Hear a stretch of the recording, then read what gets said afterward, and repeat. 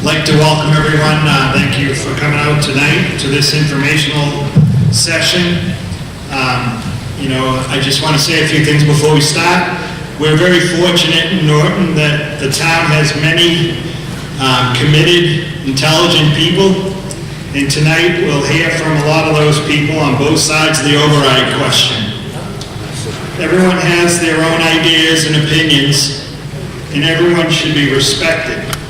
I ask tonight that no matter how impressed you are with what someone has to say, don't cheer, don't clap, and on the other aspect, no matter how much you disagree with someone, no booing, no commenting. Everyone's opinion matters. We're just going to take questions from people, and you'll be able to learn a lot by listening to the other side. We have a number of people that probably will want to speak tonight, and so for that, we're going to be trying to limit you to about 3 minutes when you get to the podium. And we ask that you not ask questions from your seat. If you have a question, go to a podium to ask a question. And if someone does come up and ask a question, and there are other people that are looking to ask questions, we'll go to the other people before someone gets to speak a second time. We're here to answer questions. We're not here for a big debate. We've placed information out on the table out front. You should have picked up the Norton School budget, the override amount for the that's been voted, and how it breaks down by various departments in town. And also, we've placed out on the table the impact of the override on homeowners. It'll be 98 cents per thousand, and we've broken that out, starting with a $250,000 house, going up to Paul's $1 million house. So you'll be able to see that out there.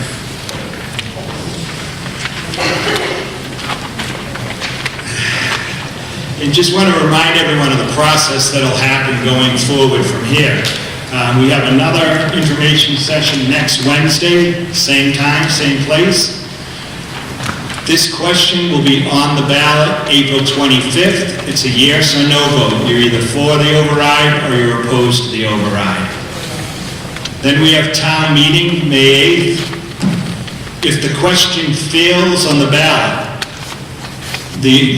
the budget that gets brought forward at town meeting will not include any of this extra spending. If it passes at the ballot, then more than likely the Finance Committee will recommend a budget that will include this extra money. There's no article on the town meeting warrant that says override. There's simply a budget article, and it all depends what happens on April 25th, what budget gets brought forward. And just to give you some ideas to remind people, I know people have said, well, last year you made it through. How'd you do it? Last year, the employees agreed to change their health insurance, which saved us $1 million in our cost of health insurance. We're still feeling the benefits of that this year because our health insurance went up 6%. The plan we were on last year went up over 20%. So still a significant benefit to the town by the employees switching their health insurance.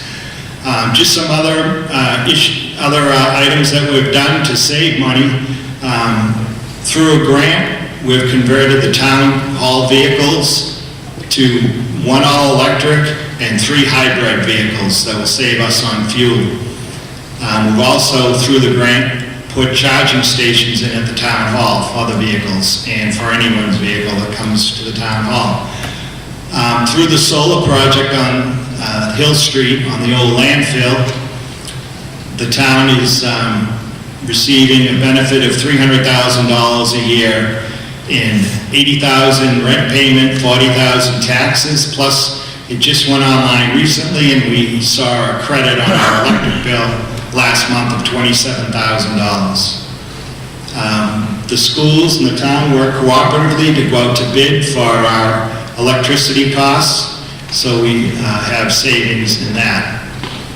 And we'll continue to look at how we can save as we go forward, so that we're, doing the best we can to save money and keep moving forward. Joe, anything to add before we... On the school side, good evening, by the way. On the school side, to just continue the discussion of the savings, it's important to recognize that we increased full-day kindergarten, preschool, and transportation fees. And we offset athletics at the fall town meeting of $150,000 instead of utilizing the pay-to-play, a fee system different from pay-to-play. Currently, we're a pay-to-play system.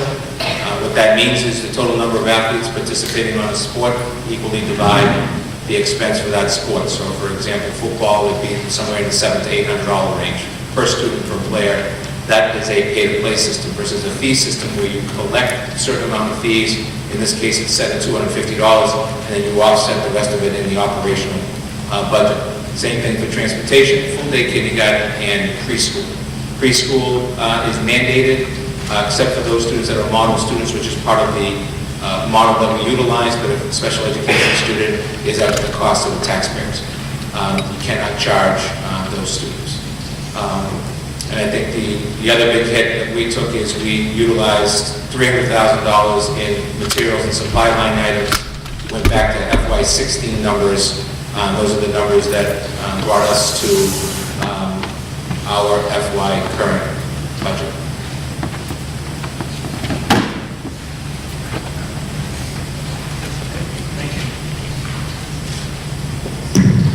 Now, if anyone have a question that they'd like to ask, please step up to the podium. Ralph?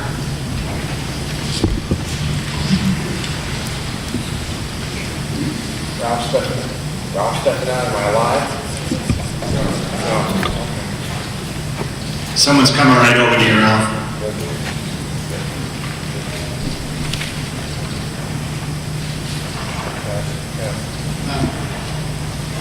Is this on purpose? I know you want to go home, really. I didn't think you needed it. I'll go with that one. No, we'll get to this.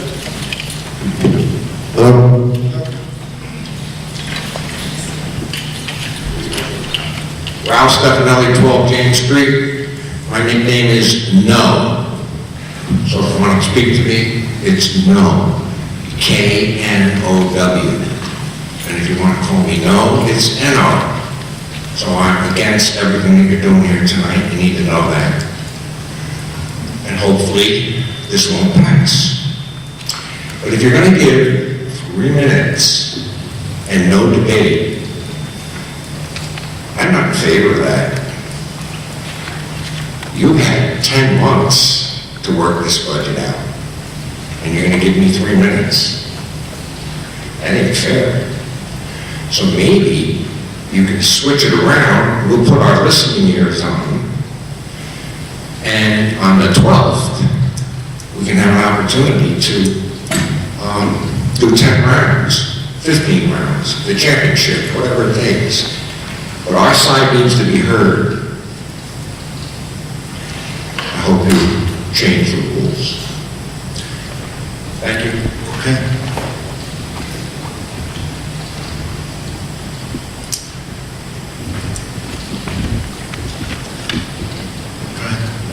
Michael Fiore, Chairman of the Finance Committee. I just want to make something known that gets overlooked quite a bit. For the past several years, we've been using $600,000 in free cash to supplement the budget. So that's another source of income that is unreliable, and it's not very good practice at all to be using non-recurring funds for recurring expenses. So keep that in mind, because every budget we passed the past several years has had that $600,000 added to it. That we've been lucky, it's been there, we may not be lucky in the future. And second, I just want to let it know, the Finance Committee has not taken a position on this as of yet, because we have not discussed it, but that's where we are right now.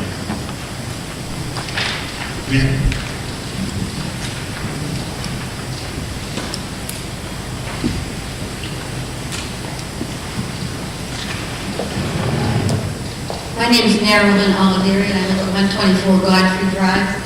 And I have a quick question, and then I have a few comments I'd like to make, if this is the time to do it. The savings that you were talking about that you've realized recently, are those reflected in the budget that does not include the override? Yes, they are. Okay. Now, if I may, I want to say that 7 years ago, my husband and I sold our home where we had lived for 27 years. And we moved to a lovely townhome community here in Norton. When we moved here 7 years ago, our property taxes were $3,400. Here we are 7 years later, and they're now $5,200, which is almost a $2,000 increase in what I would consider a short period of time for that amount of money. This override will put us over that figure. We're both retired after working very hard, as most of you have, all of you probably, for our adult lives. My husband still works part-time to make ends meet. We didn't think he'd still be doing that at this stage. If our taxes continue to rise at a similar rate, we may be forced out of our home where we've expected to spend the duration of our years. And I'm not trying to be dramatic, but that's a very real possibility. And we're doing okay. You know, a lot of people are in much worse circumstances than we are. For the town to present this request for an override, which I understand from conversations with various people in the town, is based on quote-unquote wish lists from the various departments in the town, rather than what our real, honest-to-God needs are, is untenable, especially after an override was already rejected less than a year ago. It shows, in my opinion, a complete disregard and total disrespect for the senior demographic of this community. We retirees can no longer look forward to promotions or better jobs with higher pay. We now have what we will have, and this town keeps asking for more and more based on wish lists. I keep hearing that the school's population has decreased. Some say by about 25%. I've not been able to verify that figure. But if this is true, perhaps the school department should be looking at more creative ways of reducing your overall cost commensurate with a decrease, not looking for more money. I also hear that Mansfield spends a similar amount of money on education as we do here in Norton. Yet on a ranking of schools in this state, Norton ranked 30 places behind Mansfield. Perhaps the school department should communicate with Mansfield and perhaps determine how they do things differently in order to get better results for a similar amount of money within our budget. I don't believe it's been proven that throwing more money at education produces better results. I believe we need to start thinking outside the box. And if we can't, perhaps we don't have the right people doing the thinking. Mr. Yunus, you mentioned we have a great deal of smart and educated, talented people in our community. Maybe we need to get some of them more involved in solving some of these issues. With regard to the Chartley Fire Station, I'd like to believe that public safety was taken into consideration when the town made a decision to close it a number of years ago. I was recently told by a former public safety officer that it's difficult for emergency vehicles to get through during rush hour. Perhaps, instead of reopening the Chartley, it might be worth looking at altering the traffic pattern in the center so that it isn't difficult for all of us during rush hour, and I mean all of us. I appreciate the historic nature of the center, but we as a community must move forward to meet the demands of increased traffic while respecting the historic nature of the center as much as possible. Maintaining the existing configuration should not be an acceptable option. As far as the library goes, I can't believe you're asking for $100,000 to open it for additional 10 hours. I was under the impression that we were doing okay with the hours that we have. And that's it. Thank you for your time.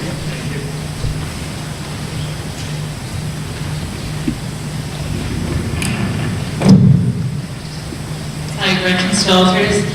Chief Schleicher, I have just a couple of questions regarding the Chartley Fire Department. So, I'm curious to know because it's been closed for so long, what's the time response of, when there are emergencies getting to that area of town now, and what do you think it will, how much will it cut down when it's open? And if you are able to get the money, does this mean there's going to be additional ambulances and EMTs for your department?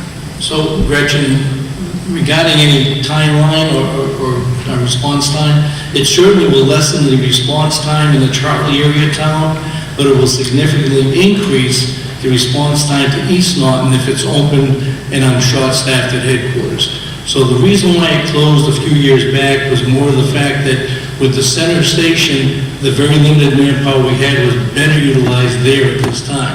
We've been since then slowly growing the staffing levels to the point that hopefully in the near future we'll be able to get Chartley open. This override request kind of short circuits that and increases the timeline in which that will happen. It's ideally not the best suited place for a second station at this time. We'd be much better off having one station at, say, Leonard Street and one at St. Mary's, and have two stations like that than have the one center station like we have now. It would absolutely increase the response time in a positive way in Chartley, though.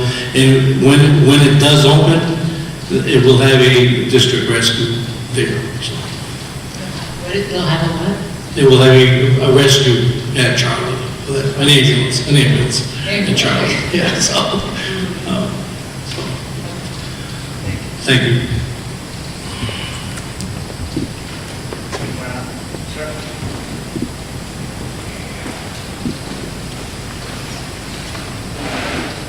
Good evening. My name is Joseph Olivieri, 124 Godfrey Drive. I'd like to say that we all work hard, or have worked hard for our money. It is money that drives our economy and fuels our lifestyle.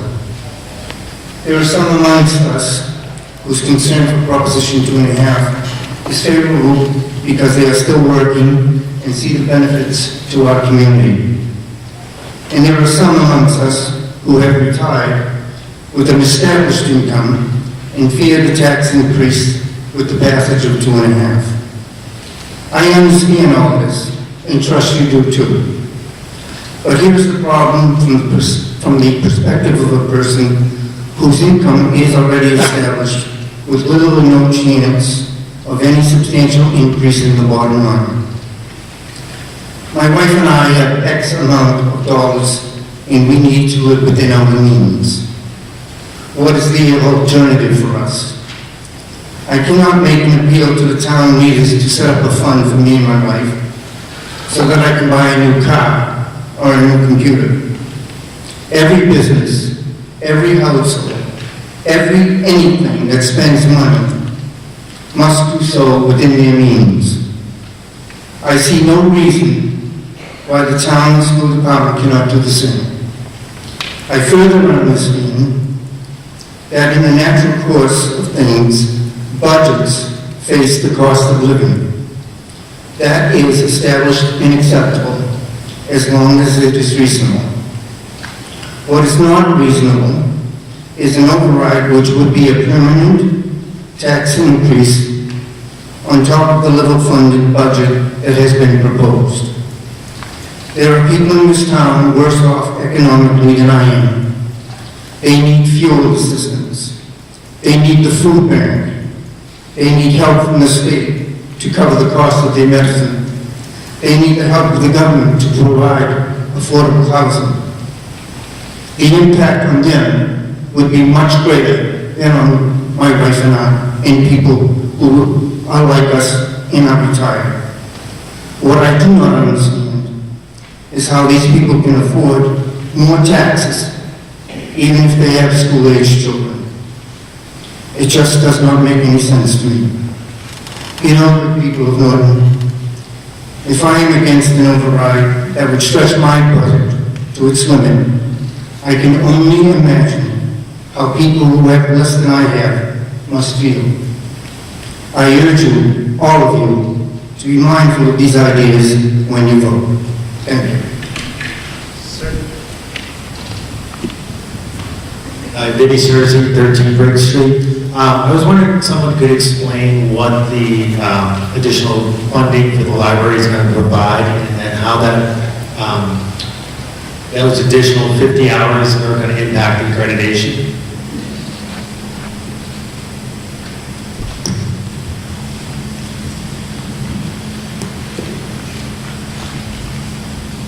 Lee Parker, Director of the Norton Public Library. In 2008, the library was open 50 hours a week, which fully meets the state certification. There are many factors that make up certification by the Mass Board of Library Commissioners. We currently are open the minimum number of hours that we can be open and receive certification so that people can borrow from other libraries and also receive partial state aid. This $100,000 will bring us back to 50 hours. It includes $67,434 for salaries, and the rest of it is for materials, which is another requirement by the state. We have to spend 15% of our budget on materials each year. So an increase in our budget increases 15% of our materials as well.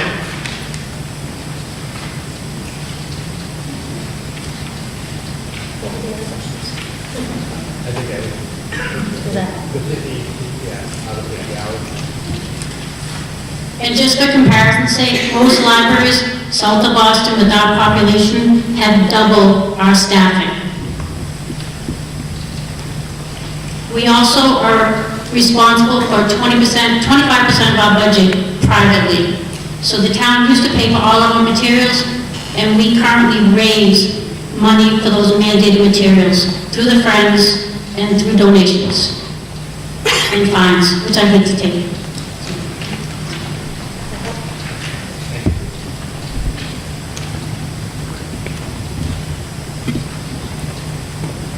I have a question regarding the role of the Director of the Council on Aging. In particular, what kinds of human service issues she's helping with, both with the senior population and the general population. She deals with it actually takes a lot of her time now to deal with and it was tough, in 2008, the discussion was living within our means. 2008, there was a lot cut in this town, and services that a town this size should have. This town is growing. This isn't a little cow town anymore. It's growing. It has people that have services that they need. And when I came here, we didn't have a COA director. We didn't have a rec director. We didn't have a planner. We didn't have our own veterans agent. All those things we have added gradually over the last few years. The Council on Aging Director has to handle fuel assistance. She's visited by people who are desperate, who have no place to live, have lost their homes or their apartments. Seniors that need help with their health insurance. That's a big part of it. And just need help finding the services they need for food. As I said earlier, fuel and living expenses. You might not realize that we're not a city, but in a town like this, there are a lot of needs that people have. And more and more of her time is taken up handling those needs. And she does have an outreach council with a few hours a week to help her on that now, getting out to seniors that are shut in and can't get up to see her. Thank you. Thanks.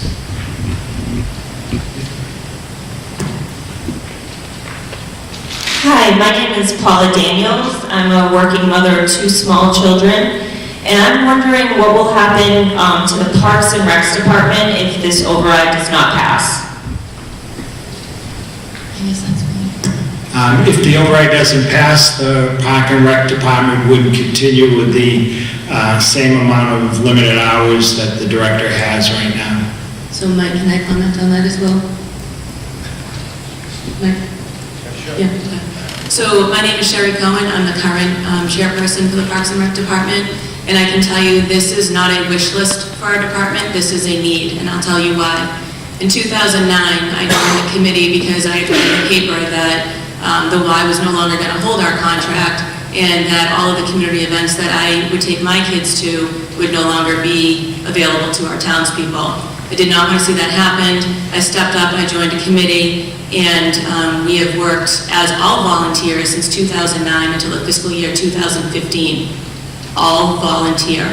7 community events year after year we run, including Founder's Day, Halloween Parade, Festival of Lights, a skating party, the Snowflake Social Dance, which we have about 700 people attend, the Spring Egg Hunt, the Fishing Derby. And I might have forgotten one in there because I wasn't counting. But we also, just so you understand, we also have created programs that we run: Slugger Wiffle Ball, Striker Soccer, Kindergarten Basketball, programs that help to raise money so that we can run our town pool, which is over on Parker Street. Yes, we ran a town pool, had employees, as I myself as a volunteer managed, from 2009 to fiscal year 2015. We have also, since 2011, taken care of the senior center garden. And when I say taken care of, we have mulched it every year, and we have planted flowers spring, summer, and fall, with Parks and Rec covering that fee. Because it is important to us that not only do we have nice community events, and that do we have a nice town pool that we have put a lot of work into, that we also represent or have buildings that look appropriate for people to go to. So we have taken that on as well. And let me just clarify. So in fiscal year 2015, I all but begged to get some help because I couldn't do this anymore. And the town gave us a part-time person, which was 15 hours a week during our busy season, which is when we have lifeguards that we manage, and 5 hours a week during our off-season. Last year, we were given an increase of 15 hours a week all year round, which, as you may understand, that never happens. Once the 15 hours are up, it is on us as a committee to pick up the pieces to finish doing what needs to be done so that this town can enjoy the mostly free events that we offer. Thank you very much.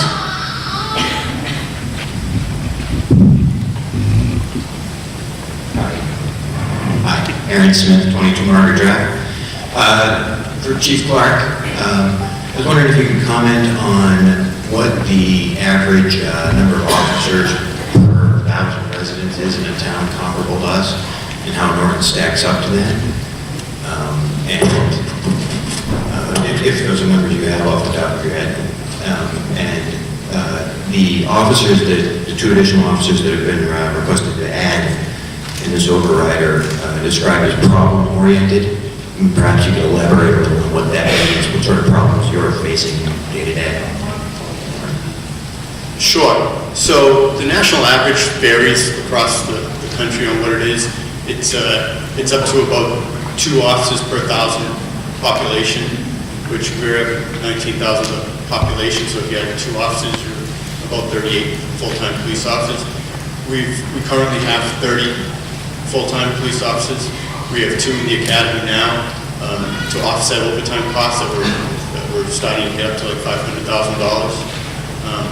As far as the area towns around us, Mansfield and Easton are both comparable towns. They have about 34 to 36 officers in their communities. Obviously, Taunton's a city that's well over 100, and Attleboro's approaching 80 plus officers. As far as the problem-oriented policing, so in 2015, we started to see that we had a spike in opioid-related overdoses, basically heroin overdoses in the town of Norton.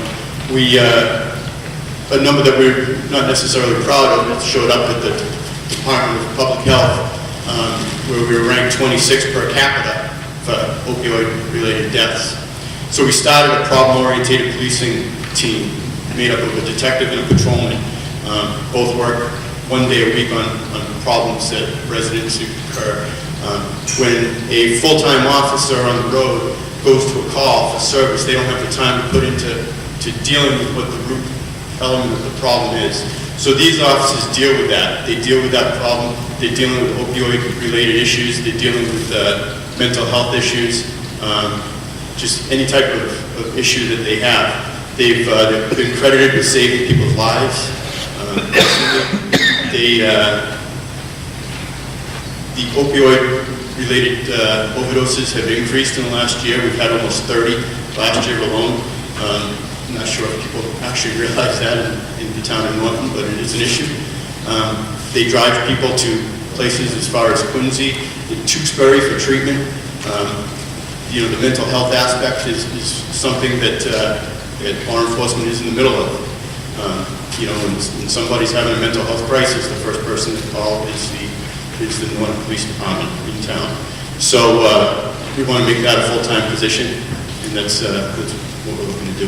When you say opioid-related incidents, you mean we're talking about overdoses, life-threatening circumstances? Yes. 30 last year? Yes. Thank you.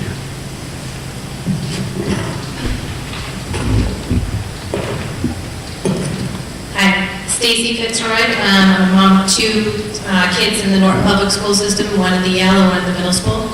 Can you explain the cost of full-day kindergarten for all students?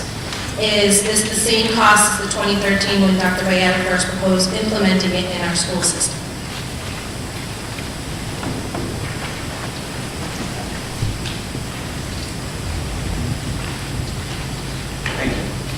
Can you hear me? How about now? I've never needed it. There you go. How's that? Okay. My apologies. Thank you for sending your children to Norton Public Schools, because I don't really have any choices. When we first started the full-day kindergarten initiative, in literally, I would say, July, August, when I arrived here in 2013, it was out of a little bit of shock and awe that this community didn't have full-day kindergarten without a fee system. The fee system that we currently have in place, and I want to come back to your question a little bit, is $3,500 per student on a sliding scale as presented by the Commonwealth of Massachusetts. In other words, I have to follow that scale, W-2s and all that stuff that happens with families. We collect about somewhere in the high 80 percentile, 85, 86 percentile of our full-day kindergarten parents pay the full $3,500. So full-day kindergarten came into play based upon the idea that the requirement that students have to do in order to be in first grade are equal, regardless if you go to full-day kindergarten, or if you go to half-day. Half-day you are not charged. You go for free. You go for what's in the operational budget. It's never free. So parents then are basically picking up the second half, if you will, of that payment at $3,500. When we first initially started this, we were at a starting budget, don't hold me exactly to the penny, but it was somewhere around $175,000. So here we are 4 fiscal years later, and because of the fee increases that you've seen, the cost of living, the salary scale, and so on and so forth, we're at $320,000, which would also include 8 part-time paraprofessionals in the classroom, part-time, not full-time, and we strategically did that so that we would not have an offset on the town side of further health care because of the hours worked. So these folks were working the morning only. The second part of that is that the current teachers' salaries, literally in the amount of fees that we collect, we still have to put money into the operational account. These are teachers that in general been with us for a number of years. We have a couple of rookies, for example, in our part-time. I believe they make about half of $48,000 or half of $46,000. I think it is 23 and change because they work only part-time. So those two folks would be moved into full-time as part of the free universal for all. And then the school committee utilized a comment that I'd like to get back earlier about being creative. We utilized $175,000 of our school choice funds in order to offset that cost as part of this budget. So the actual cost to the taxpayer on full-day K is approximately $145,000. Literally brings us back to almost a startup cost of FY14. And we did that as a way to start up the cost, recognizing that we needed to offset that cost in some way, shape, or form. One of the things that I'm really proud of is, since I've been here, the school choice is bringing in over $275,000, which we've utilized for things like technology in our middle school, which we didn't have, cost the local taxpayer nothing. It comes from funds of 50 kids this year that are coming from other districts into Norton. And those towns send us money. And if I may, while you're up there, to piggyback on the rest of that, Medicaid reimbursement funds, when I got here, were approximately $80,000 a year. We're sending back to the general fund $200,000 a year. We're collecting over $100,000 more in fees from parents for preschool, full-day kindergarten, athletic fees, and so on. It's actually easily over $300,000 with transportation and athletics if you take the current fees. And then you add to that the idea of not having these folks paying $3,500 as part of a full day kindergarten. And then lastly, in response to the budget, we cut $158,000 worth of staff, and we got lucky, to be quite honest, and did some strategic planning with special ed with a savings of $239,000. So over $400,000 between those two line items, almost $400,000 I should say, of being creative and thinking differently and making savings. 60 kids out of district 3 fiscal years ago is at 38 this year. Some of it kids aged out. Norton folks need to understand, I've had students that you pay for as the taxpayer, as much as $350,000 a year to be educated. Nobody, as a parent, wants to have to deal with that price tag. These parents know that their children cost more money, but they also deserve the same education that a child gets. We've had over 9 students in the last few years that, in general, per year, are costing us over $150,000 per year. And then we get, as I would say, strategically lucky. The student ages out. By the way, these students are with us until 22. 22. From 2.93 years of age until 22. They have our responsibility. With those students, we also have strategically students coming back. We have strategically students going from a private placement to a public placement because we've made an argument that the program is better and the parents have been willing to do it with us. And we've gotten lucky. They've aged out. They're leaving. So with that, what is the long-term cost to the town families choosing to send their child to the charter school for free for full day kindergarten because it's free there?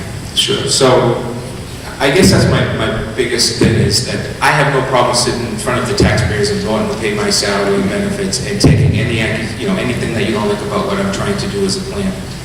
But it would be nice to have everybody else in front of you as well. The charter school isn't here, Southeastern isn't here, and yet we're the ones that are overspending. If you take a look at the game changer that's happened in Norton, it happened a number of years ago when this idea of charter schools came in.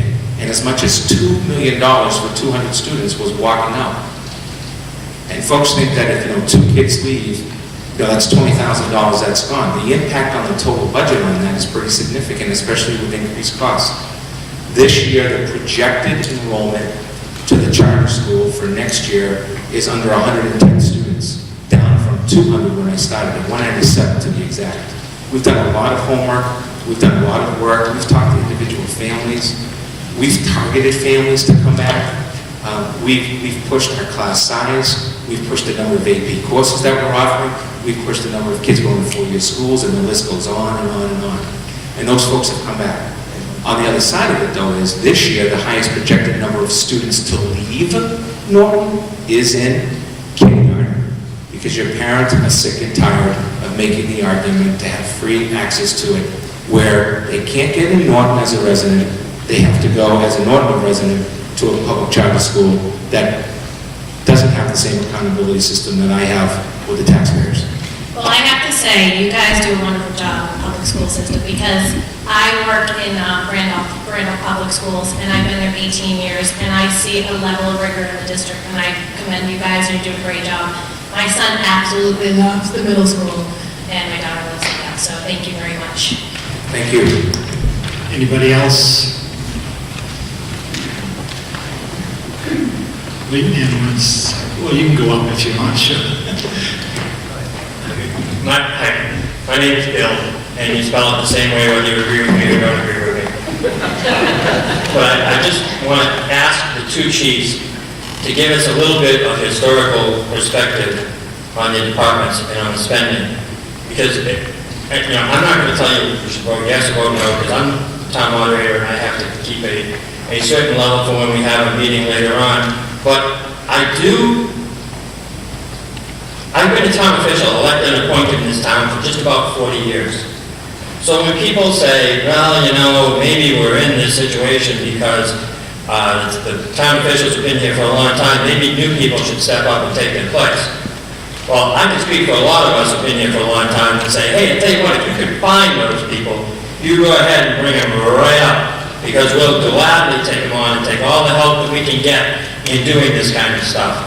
And to the people who have worked so hard at trying to make this town what it is today for all that time, I say thank you, and I appreciate it, and I know how hard you've worked because I've watched it, and I've lived it. And I was a selectman when we had to lay off police officers in the 1980s. And I know because they came in full uniform and sat in front of me, and a lot of them were my classmates and my friends. And I had to go to lay them off. You know why? Because we didn't have enough money. And because the town wasn't going to approve an override, and because we had to live within our means. I was a selectman in the 90s, and I voted to close the Chartley Fire Station. And you know why? Because we didn't have enough money, and the town wasn't going to approve an override, and we had to live within our means. And I've heard all the arguments. Hell, I've given half the arguments of why these things should be done. But when you talk about living within your means, understand that Chief Clark and Chief Schleicher, they can't just decide that, well, you know what, times are tough, we don't have money anymore, so you know what, let's not answer that next police call. Or you know what, the next time there's smoke in the basement of a house, I'll let them deal with it. They have to. They don't have a choice. I love it when people look around this town and they see, oh, taxes are going up and the tax bills are higher and all these people want to spend, and that's what they see. Let me tell you what I see. I see the town I grew up in much larger, much more thriving. I see safe streets. I see homes that don't burn down because our professional fire department is proactive and reaches out to them. I see safer schools because our police officers reach out to them. And yet, when I was a kid, we had 5 fire stations in town. We now have 1. The number of police officers in this town is a joke. Why do we have it? Because we've continuously lived within our means. It's been 36 or 37 years since the advent of Proposition 2.5, and this town has never, ever, once approved a general override to increase spending beyond the limits of Prop 2.5. We've approved a debt exclusion that disappears, but we've never added to the operating budgets above what Proposition 2.5 says. Ladies and gentlemen, that is the very definition of living within your means. That is living within your means. Now, at some point, you have to stop and ask. You have to keep going. You have to look forward. I'm not asking anybody to vote yes or vote no, but can the chiefs at least tell us, I've lived through the police station being closed nights for 4 years. Imagine going into the State House. I had to go into the chairman of the finance committee and testify because our police station was closed nights. Let's listen to the reasons why you need the money before we start complaining that it's going to be spent and you don't even realize what it's going to be spent for. I'll go first because Paul's more long-winded than I am. So I guess a little history, since I've been on the department. In 1991, we had 7 layoffs and lost another 3 officers through retirements and attrition. It took about 3 or 4 years to get those officers back. I'm not even sure that they came back in that time, but then we experienced a COPS grant that in 1994, Bill Clinton put a COPS grant together, and we benefited from that by hiring a few more officers for a period of time. In 2008, when I became chief, it was probably the worst financial time since the Great Depression, and I had to close the station one night just because of overtime concerns, and it was not a fun thing. It really hits home with you when you do that. People come in the station constantly looking for something, whether it's reports to file a crime, to get accident reports, to ask questions. They're in there all the time, so it's not something that I did hastily, but I thought it was necessary. Since then, we've remained pretty stagnant up until the last couple of years, when we've been a little proactive, hiring people before they hiring people's retirement replacement before the people go to save on overtime, so we don't incur a greater overtime expense. And like I said earlier, we're in the process now of hiring 2 officers because the overtime is getting to a point that it's it's not worth paying the overtime when we can have two bodies do the same job and have less burnout, and get a better work product and have more officers on the road. I also mentioned that, a lot has changed in policing. In the last, in November, we had our second active shooting incident where our officers took fire at a domestic violence incident, and the year before that, that happened down the Grove. There's a lot of things with firearms licensing that we have to deal with. We have to deal with sex offenders, sex offender registry. We have a lot of training requirements now, and the state has cut their training, so it costs more to train an officer nowadays. Certainly, we haven't seen the full effect, but the marijuana legalization is going to have an effect on us, on the way we enforce laws and what we deal with out on the road. I mentioned the mental health issues. We're stuck with dealing with it, and when there's no other place to turn, because there's no treatment centers or anything else, and that's one of the reasons why we're looking for that problem-oriented policing to be full-time. So I don't know if that answers all your questions, but it's kind of a little history.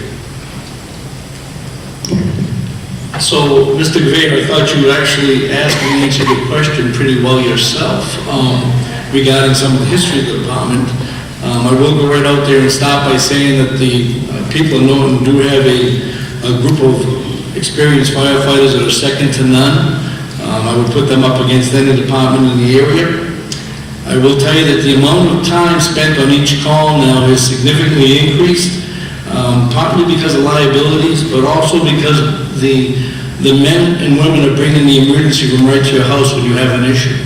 So again, we're able to give you phenomenal treatment right in your own home before we even transport you to the appropriate facility. This past fiscal year, we actually had 3 retirees with almost 100 years of experience, and that's very difficult to replace. And as Chief Clark just alluded to, we're trying to proactively bring on new people so some of these old-timers can actually impart some of their knowledge, because we are doing a good job of trying to prevent some of these fires and issues, so we're not getting the live fire experience like we did in the old days. Chief Clark talked about the opioid issue in town. That is not just a police issue.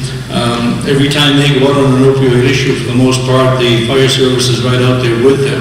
And again, it's a bigger problem than most people realize. So we've been slowly trying to grow the department and trying to keep up with the retirees, because there is a core of us, including myself, that are getting up there in age.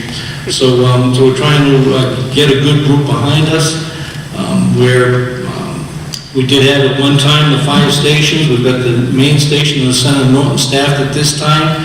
The Chartley station has been open this winter for the severe weather events. It runs about $4,000 for a 24-hour shift to open that up, so it's not an inexpensive venture, but it was one that we did because of the increased travel time. We were talking about blizzards. We also have the Barrelsville Fire Station, which is still in operation. It has a forestry truck, a fire alarm truck, and houses our emergency management division. So, again, we've been trying to slowly grow the department. We've had the support of the FinCom, the selectmen, the town manager, and most importantly, the voters at town meeting to allow us to do that. Back in 2014, I believe it was, that we started increasing the ambulance fees that also help offset some of that increased staffing. So we have been trying to be proactive, and like I said earlier in the meeting, the override request from the fire department just speeds the process up, but we are slowly working towards the goal of staffing a second station. Just to give you some perspective, the chief was telling me he tries to maintain 4 cruises out on the street at all times. Often it's down to 3. I live in a town of 7 square miles, and we always have 3 cruises out on the street. This town is 21 square miles.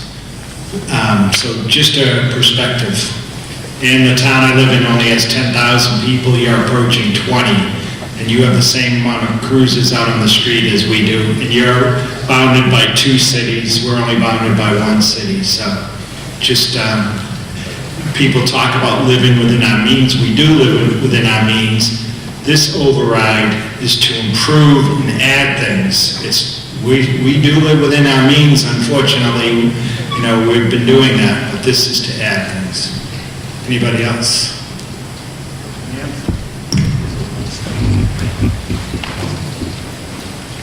Rich, 46 South Washington Street. My question is for Dr. Baena. So I spent 17 years in school districts as a early childhood director, preschool teacher, principal, and now I teach college courses in early childhood special education. So I'm coming from a place of having great concern about the rationale behind the request for the Project Early funding.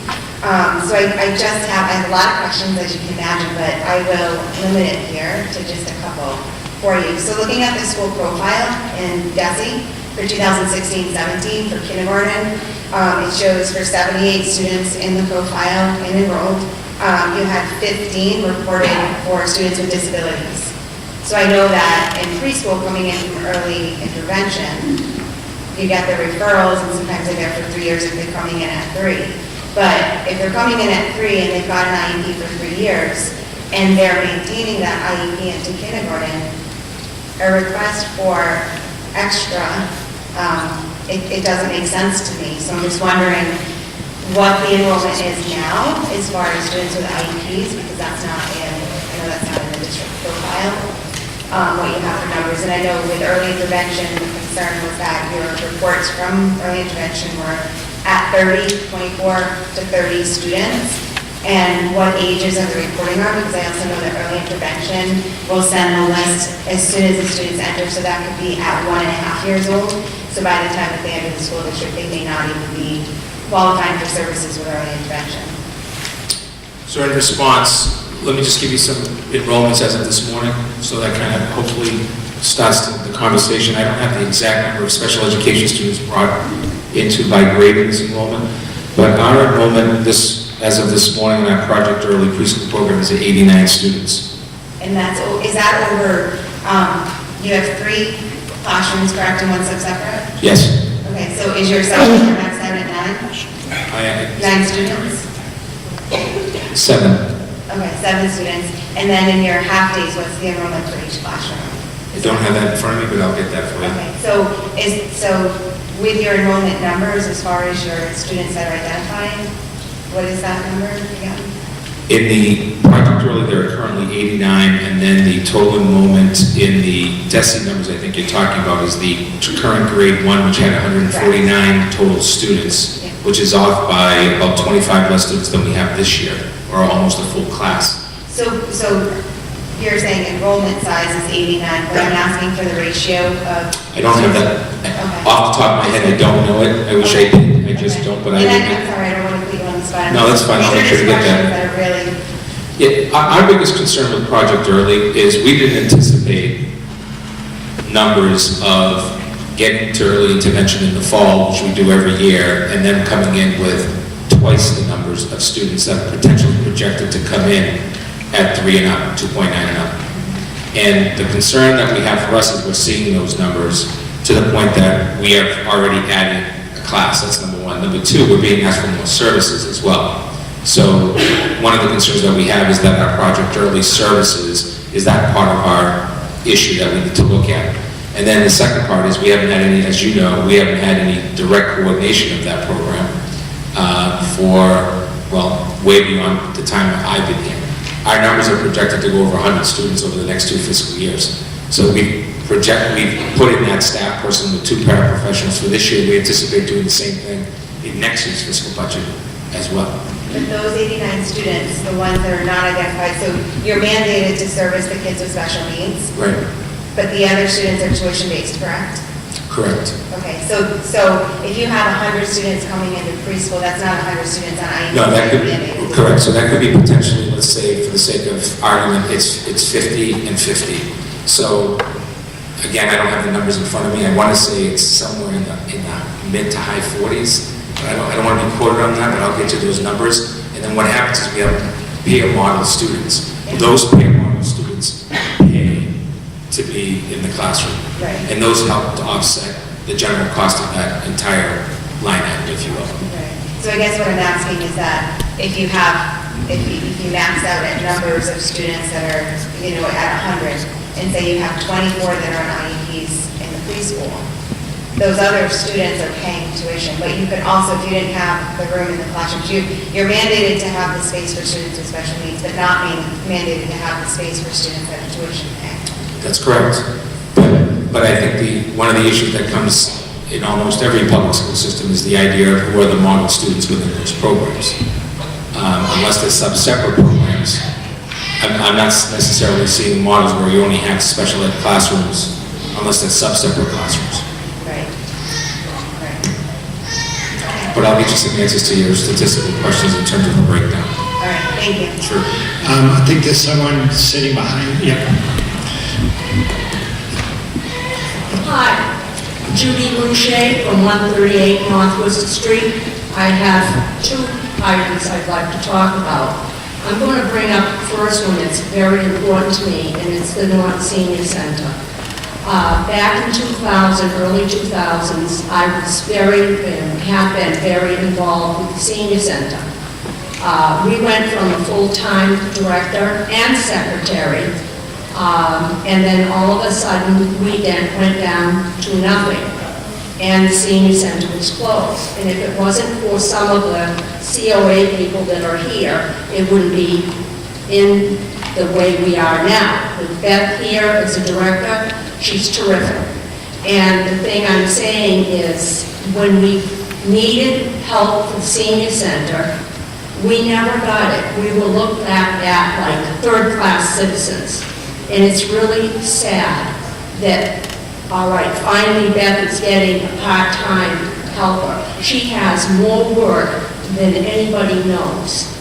The second item is, I've also lived in Norton for over 50 years. In 2000, since 2000, my taxes have doubled. Now, we're not working like a lot of the seniors have been talking about, but we also have an increase in health insurance. And we have a lot of health problems, and I don't think we're the only ones. And it really sickens me to see that we are asked again and again. I raised my children, I had my grandchildren go here, I've got great-grandchildren going here. And I'm still paying. And it's really sad that we seniors have to go through this. We have to work within a budget. You have to too.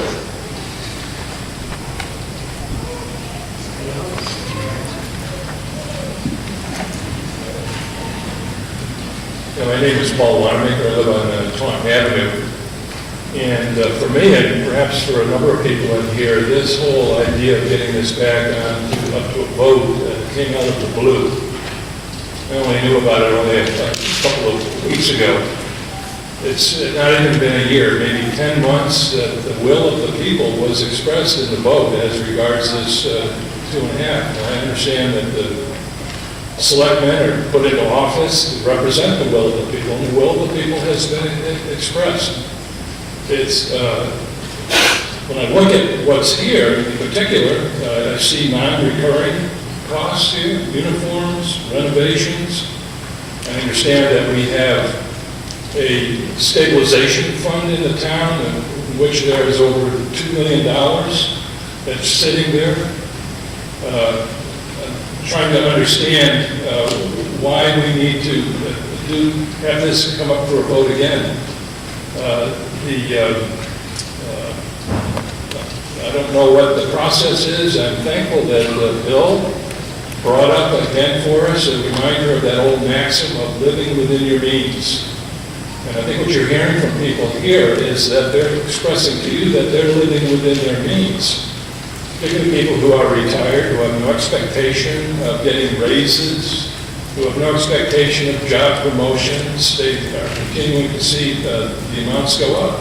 I'm encouraged to hear from the school department that you've been creative and that you have been thinking outside the box, and from time to time things work out. I would say to you, keep it up. Live within your means. And I guess the question that also comes up for me, given that there was hardly any announcement or anything about this, and it suddenly appears to be less than a We've already expressed, the town has already expressed its will in regards to this matter. Can someone please explain to me what was the process that got this back up to a vote? What happened? How did it get to this place?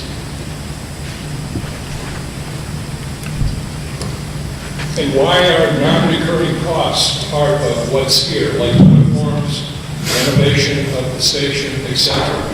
I can answer that question. Those are costs that are needed to open the Charlie station that... Those are non-recurring costs, uniforms and renovation. You're suggesting that new uniforms are going to be issued every year and renovation is going to be every year forever? That's the cost this year. Why is it a permanent amount? Why, it's not, it's the cost, this is an override for the FY18 budget. But that override stays in place. The override stays in place forever, but the money that the schools are receiving this year doesn't necessarily stay the same amount every year. Once, after the first year, the override money can be used for other things.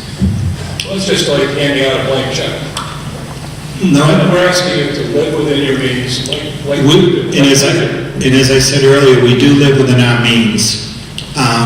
There's a philosophical difference whether 2.5 was put in as a number, who knows who came up, why they came up with 2.5%. But unfortunately, 2.5% doesn't allow us to increase services and pay for our health insurance cost. Our health insurance costs and our retirement costs go up and eat up most of the 2.5% every year.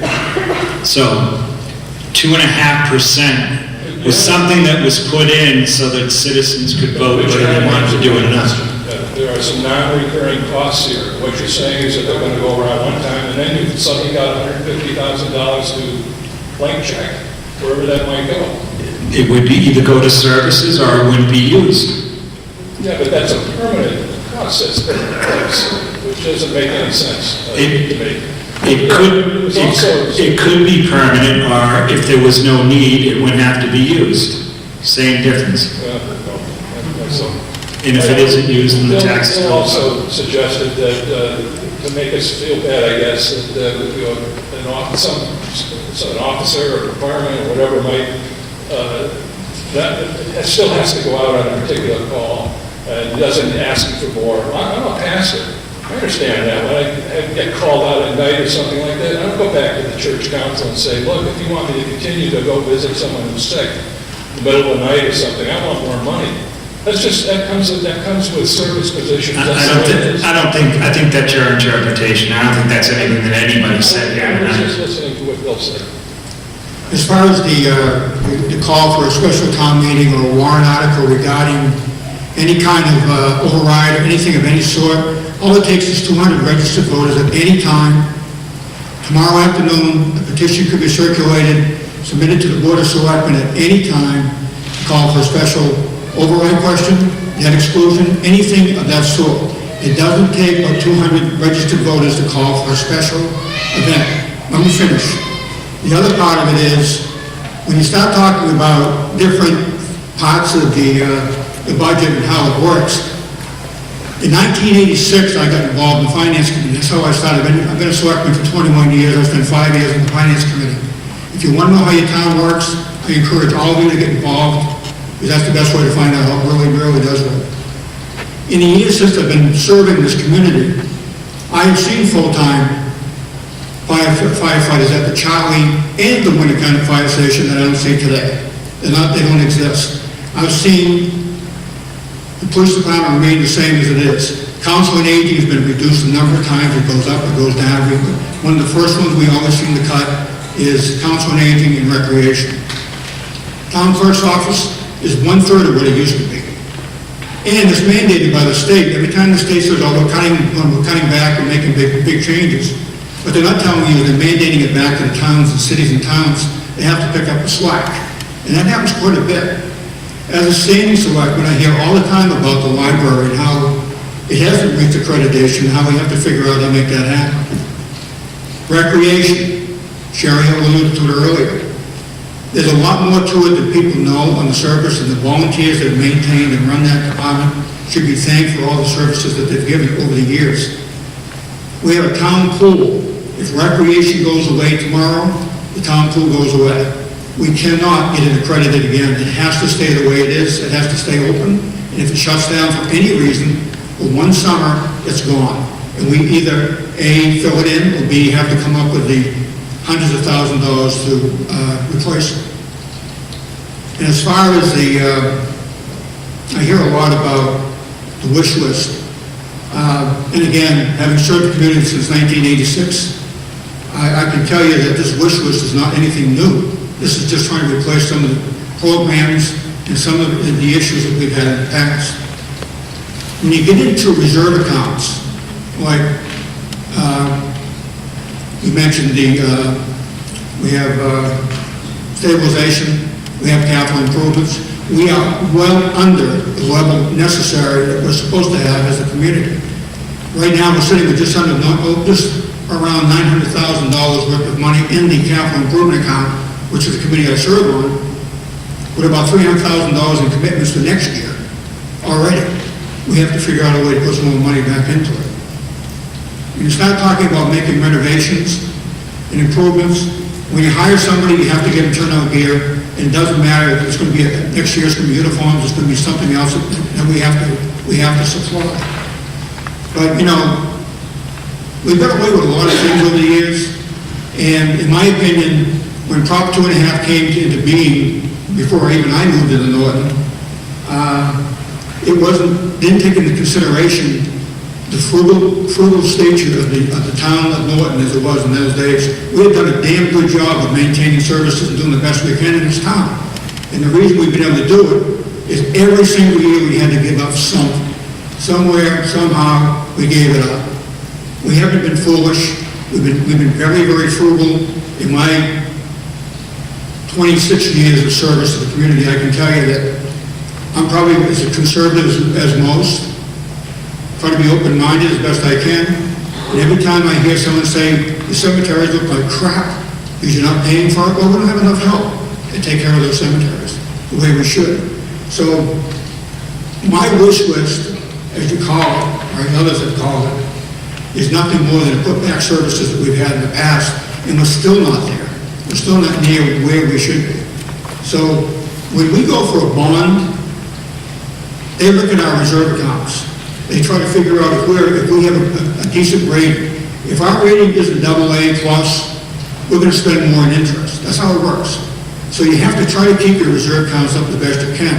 But when you start going into available funds, free cash, whatever funds we tap into every year, it puts us in a different position.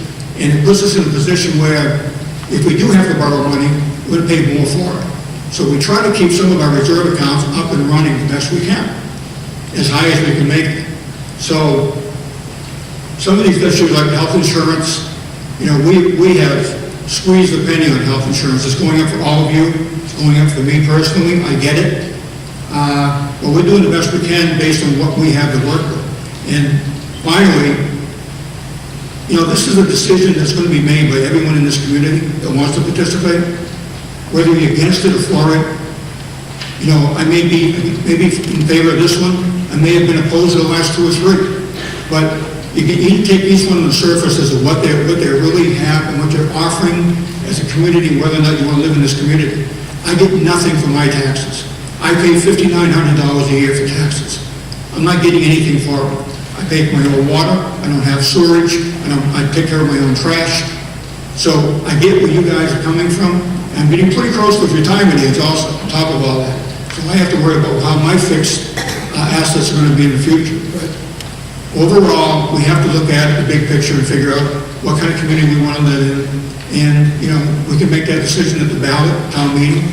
But again, anyone who wants to call for a special event, 200 signatures is all it takes. That's all it takes.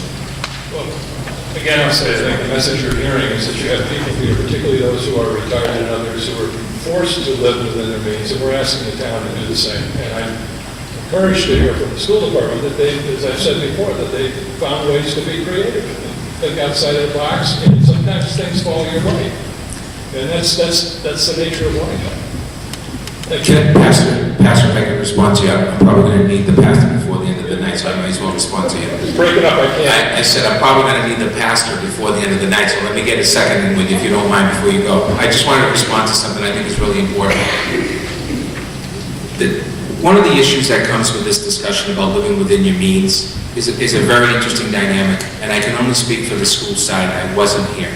So I just want to, but when you're looking at some bare facts, the school department went through 10 fiscal years of receiving increases on average of 1%. I'm sure the town can do the same, by the way.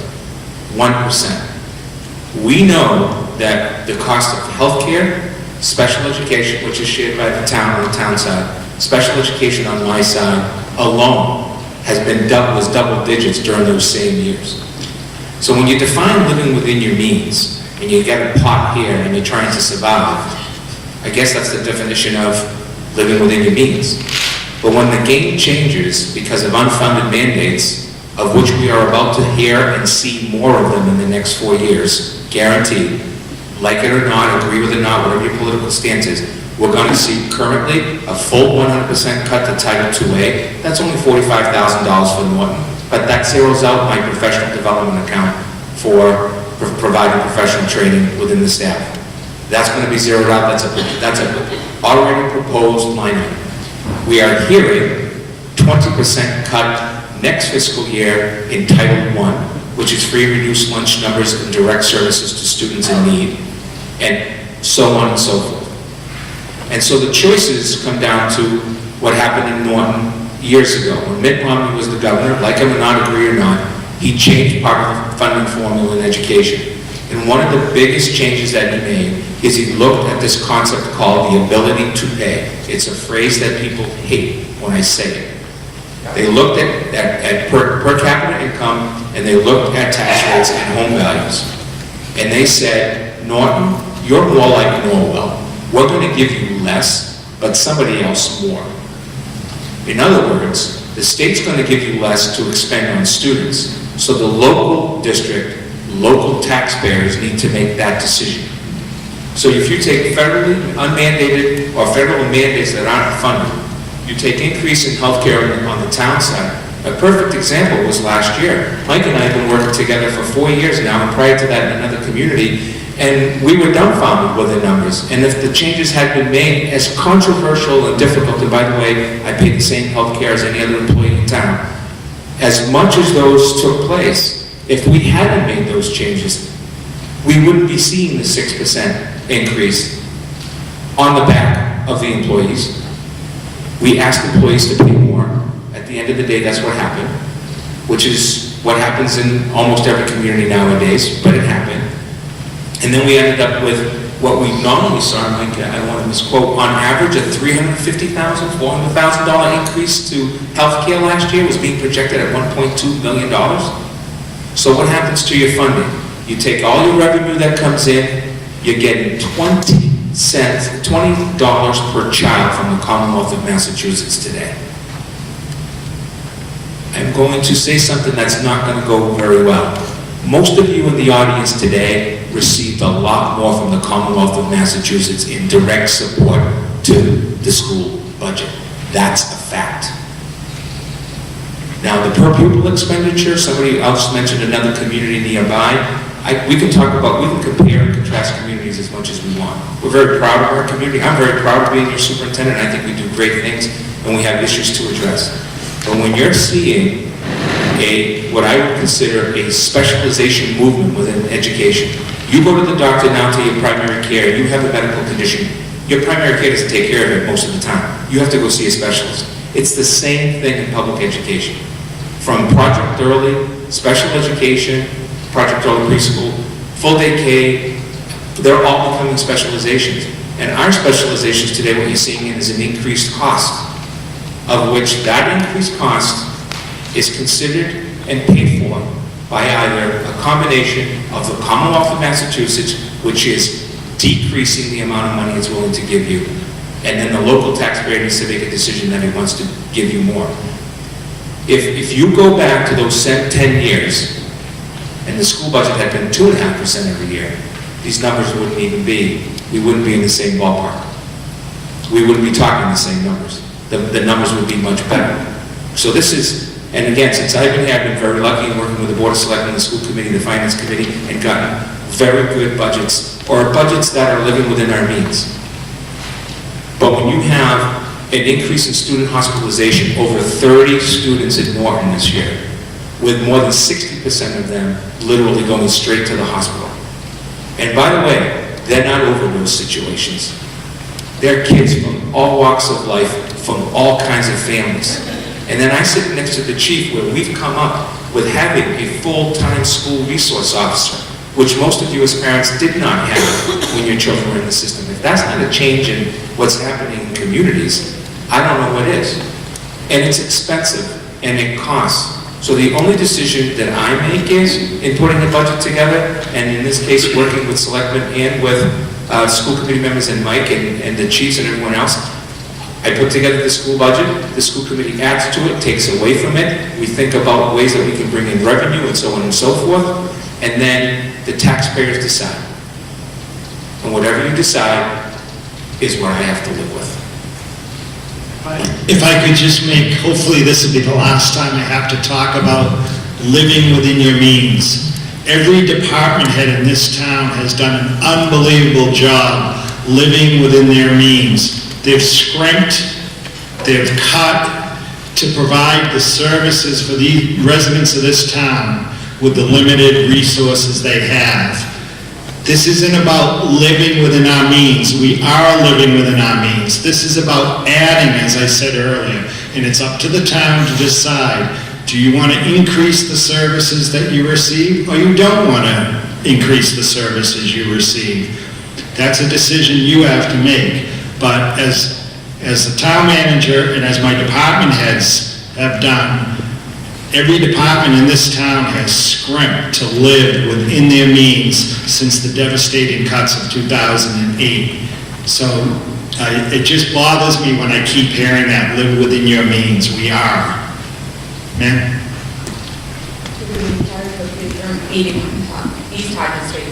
I have two questions, but I would like to start by saying, Proposition 2.5 was put in place 36, 37 years ago. Can you speak into the This town and this world is not the same as it was 36 or 37 years ago. I find it somewhat concerning that people are so focused on not making changes, because I think there's a difference between living and budgeting within our means and living and budgeting to keep up with the times and the needs of a town. Nobody expects an opioid epidemic 30 years ago. Nobody expects technology to be what it is today, that we have to give to our students so that they can be competitive in college applications and looking for jobs. And it's hard for me to understand how people don't want to invest in our town and move this town forward to keep up with the times. And I understand it's a hardship on people, it's a hardship on me too. And honestly, I'm not going to benefit at all for the next probably 7 years from this override, and I'll be paying that whole time. So I just want you to understand that there's not a big group of us who want to pay more money, but it's what our town needs, and I think that that's what we're trying to make a statement of. And if one line item on that override goes away, I assure you, there'll be something else that we didn't expect. My question is in regards to the line item for human resources and the town, and if we need that, what is it for, and who's doing it now? You're talking about the we don't have a human resources director, which is kind of unbelievable that you think we're over a $50 million company, basically. You don't find many $50 million companies without an HR director. We just rely on ourselves, which is not a very good idea. We're not HR professionals, and we rely on our lawyers, which probably could be more expensive.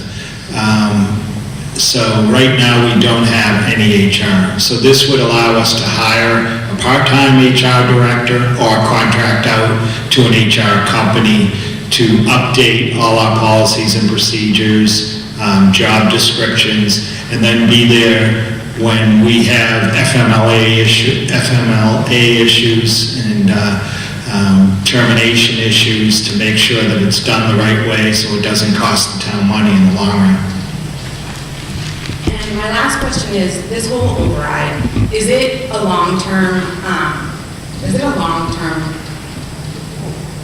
like, no, I know it goes on forever, but is it a long-term, result? Like, if the Chartley Fire Station opens, is it going to stay open? Or is it going to open for a year and then it's going to close again? So obviously that's not what, we want it to. Right, all I can tell you is, I know the superintendent, myself, looking at projections, we can project out 5 years and say, we know that this is good. We don't know what catastrophe could happen in the meantime, but generally based on projections of growth and increased revenues over the next 5 years, we would continue with all these services that are added and hopefully improve on them at the same time. Hello, my name is Shauna Powers. I live at 7 Brom Drive. And my question is in regard to the school committee's recommended budget items. There are some items on the budget that to me look to be speaking to what Gary was talking about in terms of moving our community forward. And I was hoping that we could get some more information on what the thinking is behind the addition of the library media specialists, K-8, the digital learning specialist, and the computer science teacher at the high school.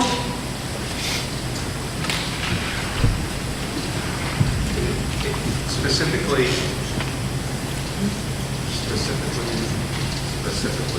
I think that was. So I can speak loud. So, in general, thank you. In general, we looked at how we are providing literacy across the board in the district, right? Number one issue in terms of getting students to grade level. And three areas really that we're concentrating on. One is the coordinator of literacy position, the library media specialist positions, and the digital literacy positions. They're very specific. Again, it goes back to this idea of specialization, right? So the idea is currently we have one person, our director of instructional technology, who is a formally trained classroom teacher who's very high-end with the tools and instruments in the classroom. And then we have a full-time technician, kind of fixes things, and then we have a network administrator who supports that but really takes care of the network system, which just a few weeks ago we had a safety issue with. So that was that person's job. In this particular case, the idea behind all these is to focus on the literacy aligned to that area. Our libraries have been under the care of volunteers. If I wanted to go for middle school accreditation, which middle schools typically, it's like the next level if you want to go, we wouldn't be accredited until the library got brought up to date. Our volunteers, and I want to be very careful, are fantastic. Fantastic. And in some cases they have skill sets in that area, but they're not necessarily licensed, responsible folks for that area. They are responsible, but responsible in terms of their job. And we're not looking to fix the library in terms of, oh, let's go to the library. We're actually doing the opposite. We want to see library into the classroom, as you know, because our backgrounds. The idea is to bring in the technology into the classroom. It's one of the reasons why we went to the Chromebooks in grade 6 to 8, 1-to-1. We no longer have to eat up a space of a lab per se. And the idea is to continue that into our elementary schools. Just today, we started MCAS 2.0 online testing required by the Commonwealth. And Karen's here tonight, our Director of Instructional Technology, and you know what? It paid off that our kids were able to use their own Chromebooks to take their assessment through a totally, safe process where security and they can't cheat or anything. And I think it's because we put the practice into place. We put the, can you imagine walking in, any of us, I'm not the most technology literate person in the room, I can assure you. The fact is, you learn by doing with technology. It's just the way that the game is played. Same thing with the library media. We had 3 proposed in the past. We've actually gone to 2. I'm going to share it between schools as a way to show cost savings. And then the literacy position itself is literally a comment that I made a few weeks ago. Our scores are stagnant, and I want to see us improve. And that means we have to pay attention to how kids are learning, what they're learning, when they're being taught, how they're being taught, how often they're being taught. If they're specialized students who need special attention, who's providing that to them? And that's part of the master plan, if you will, to continuously improve. The one thing that's in our strategic plan, and there are people in the audience today, non-parents that were involved with our strategic plan. You know, the number one strategy that came of our strategic plan was, just to bore you even more, strategy 4, to continue to be the pride of the community, Norton Public Schools. And this plan, we believe, is a long-term solution. You have to remember, director of guidance position, that's a reinstatement. Adjustment counselor, reinstatement. Coordinator, library media specialist, reinstatement. The digital learning specialist, and then the computer science, which I haven't dealt with real quickly. That's all about computer science here at Norton High School. We don't have a licensed computer science teacher, and over a third of our students are saying they want to be involved in some type of science, technology, engineering, and math. We need someone who has that specific training. That's like I would hire a math teacher or a biology teacher or an English teacher. It's the same idea. Thank you.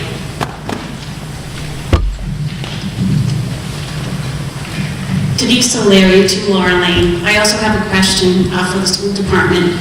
Dr. Riata, you mentioned that you wanted to reinstate the director of guidance K-12. Can you give us the reason why you feel that's necessary? Sure. So that's a reinstated position until, I want to say, a little over 5 years ago, of where it's a 6 to 12 supervisory type position with a smaller caseload. Currently, our guidance counselors and adjustment counselors have their caseloads, and in particular in 6 to 12, they're also providing and doing all of the administrative part, which means they can't get into classrooms, they can't support the classrooms, they can't provide some of the college and career readiness that we should be doing in a community like Norton. You know, here's the thing. Last year, somebody said to me, well, your override was, about becoming the best. Yeah, I'm not going to provide to anyone in the audience, regardless if you have children or not, a C. I'm not going for a C. We're going for an A. And in this particular case, as a director, we're actually making the job K-12. It'll be housed at Norton High School, but it's going to have responsibilities in the other schools as well. It's not in my central office position, so it's a reinstatement position. The second part is, what's the data showing us about students? Earlier I mentioned 30 hospitalizations. We need a preventive strike on the social, emotional, and behavioral learning. What we might have called in the 70s, 80s, and until recently, most of us in the room, mental health.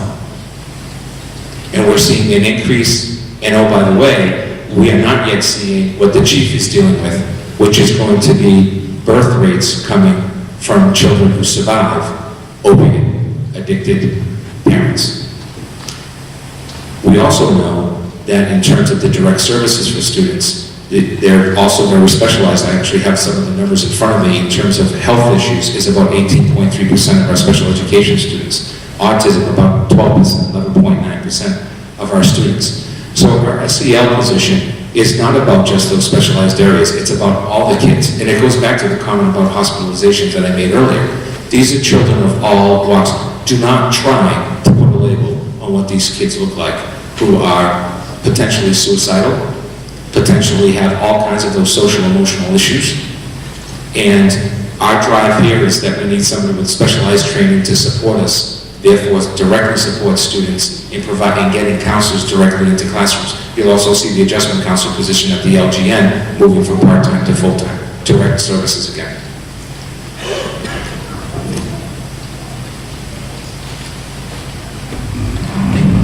Dr. Bayana, did I hear you correctly earlier when you said that you estimated the cost of the football here at $700 or $800 per player? Correct. Is that an outlier? Is volleyball going to be $25 and It's just No, football no, that's expensive? I don't have the numbers in front of me, but we'll release those numbers too. What you do is you take the total cost for that sport. So that's your transportation, that's your coach's stipend, that's referees, all of it. And you divide the total cost for that student. That's a pay-to-play system. We have that system, for example, at the middle school, where there's zero money in the operating budget and the parents at the middle school pay for the entire sport. So they have to go out and fundraise. But those are less competitive sports, as you know, and the cost is significantly less. They, in some cases, even play less games. So the outliers are going to be, right now, your most expensive sport in general is hockey because of icing.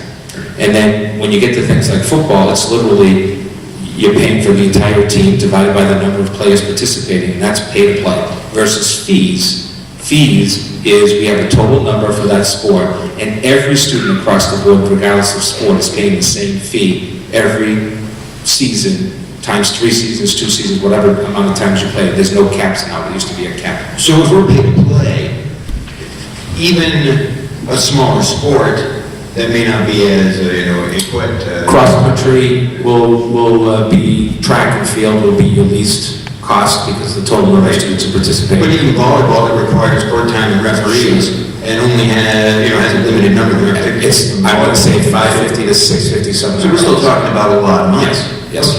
The extracurricular activities, if you're asking for $600, $700, $800 from all these kids, how many parents in Norton are going to be able to do that? And are you going to be able to put together a team? It's not like the volleyball team is cutting 15 kids and taking 12 kids. Right? You need to be able to get enough kids to have that team. If you don't, all those kids now have nothing to do. They're on the streets at 2:15 until 5 o'clock with the time that they normally would be engaged in an after-school extracurricular activity. And it's not just the sports. Marching bands, jazz bands, chess clubs, debate teams, all these things that these kids do that we provide to them as part of their public education is crucial to giving them the full educational experience that we had. I asked my parents recently, what did it cost them for me to play on the varsity sports team that I played on? Zero. Nothing. It was provided. It was something that the adults in the community provided for the kids as part of their public education. It kept them off the streets, it kept them out of trouble. If we can't do this for our kids, we're failing as adults because it's our job as adults to do this for our kids. Give them something to do. Spend the money.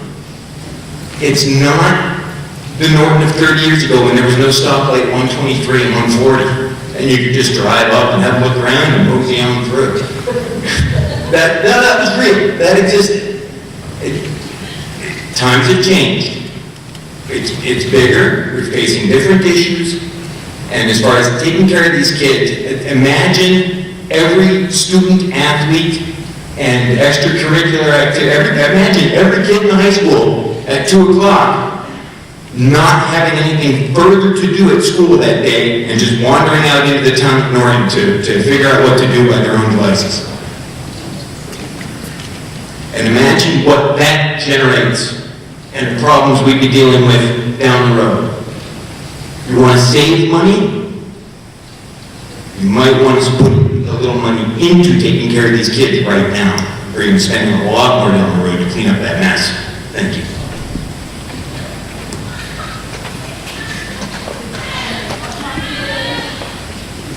Josh Iron, 1 Morning Drive. I do volunteer once a week for an hour, 2 hours at the library at the LG. My kids both go there. My daughter's in kindergarten full day. My son's in 3rd grade. He also went through kindergarten Project Early. My daughter's gone through Project Early. The schools, to me, costs are always going to go up. Everything is always going to go up. It's never going to go back down. The cost of milk doesn't cost what it did 30 years ago as it is now. I mean, costs are costs, and you have to understand that. And I understand that that people on fixed incomes we're all on fixed incomes. There's no more. I mean, I get it. I don't see any of this stuff that we're asking for as luxuries. It's stuff we need. And how can you expect somebody to want to move to Norton to increase the tax revenue to help everybody if we're constantly cutting or constantly having to strive and scratch and every day? It's like how much is enough? I mean, and it's frustrating that I get you put your time in, I get you paid your dues, I understand that, but costs are costs. They're always going to go up. That's a simple fact, and it's always going to be a fact. I don't know what else to say. I mean, I volunteer at the library once a week. The library in LG needs help. The parents that volunteer do a great job. I mean, the books that are in there, I can tell you right now, are probably we have books that are probably, I don't know, 40, 50 years old, probably still in there. I was told by the parent that helped organize it that she threw out books last year that were stuff that you would not want to show a kid ever again. Things that we want to move forward from. It's kind of sad. I mean, it's sad that we can't give our kids a better opportunity or better education because we don't want to spend a little more. I mean, that's what it comes down to. And I get it's forever, but everything in life is forever. It's just the way it is. Costs are forever, and you got to figure out how to pay for them. And if we can spend a little more, then let's do it. Okay, thank you. Thanks. Somebody else? Yes.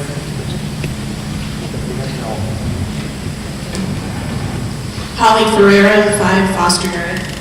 I just have a quick comment, a couple of comments and then a question.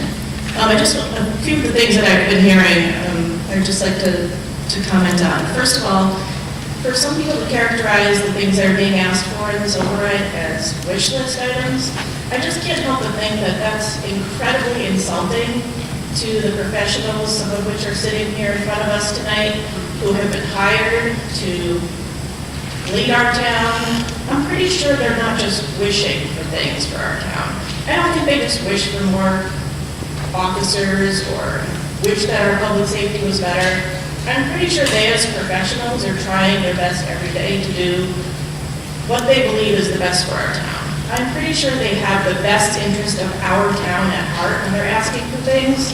When they ask for increased budget for Parks and Rec, when our superintendent asks for parts of his budget to increase, I don't think they're just wishing that things were better.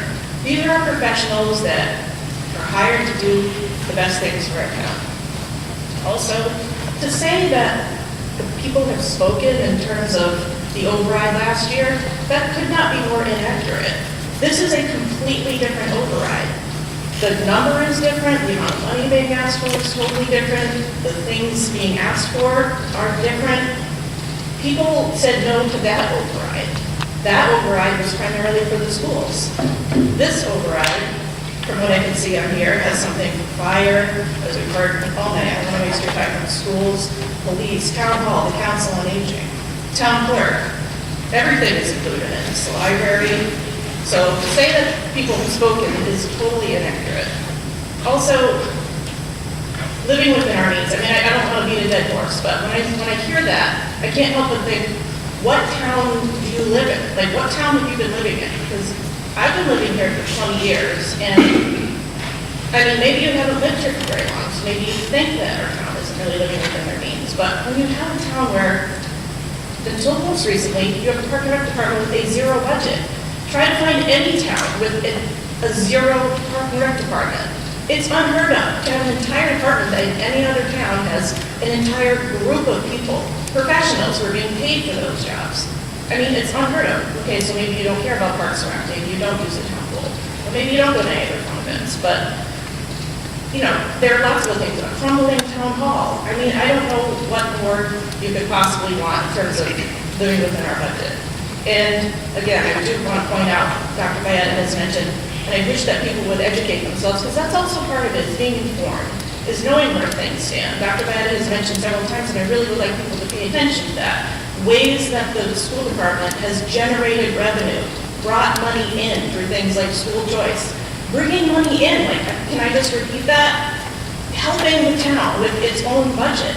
Like, he doesn't really have to do that. Like, that's money that taxpayers don't have to pay because he's bringing that in from other towns. So that's my soapbox, but sorry. I do have a question. You gotta wrap it Yeah, up. I am. I've heard that if the Parks and Rec Department doesn't get funded for a full-time director, that the commission, the volunteers will disband. And is that true? And if it is, what does that mean for the community events? So the Parks and Rec Commission at our last meeting in February talked at length about this, and it was, an extremely emotional conversation for many of us to have because many of us have been in this committee since 2009. We've put our heart and soul into this. We have built our community events to be better than they were the year before, but unfortunately at this point, if we are not able to secure a full-time employee for the Parks and Rec Department, then the current commission will disband. And what does that mean? That means whoever is the employee of 15 hours a week will have to pick and choose what they can do in 15 hours. Will they be able to keep the town pool open and manage, 8 to 9 lifeguards in the summer? Will they be able to run a Founder's Day that takes countless hours to put together? The Halloween parade, the gardening at the senior center. Will that happen? I don't know. But at this point, as volunteers, and please understand, this is not a threat. This is adults coming to you saying, we are tired. We're tired. We have families. We have done our part. And I hope that people have appreciated every step of it. But we can't do it anymore. We've got to take care of our own jobs, our own kids. And like I said, it was a very difficult decision to come to. And I hope at this point the townspeople are going to have to decide whether they value what we've done, what the department has done, and if they think that it's worth continuing.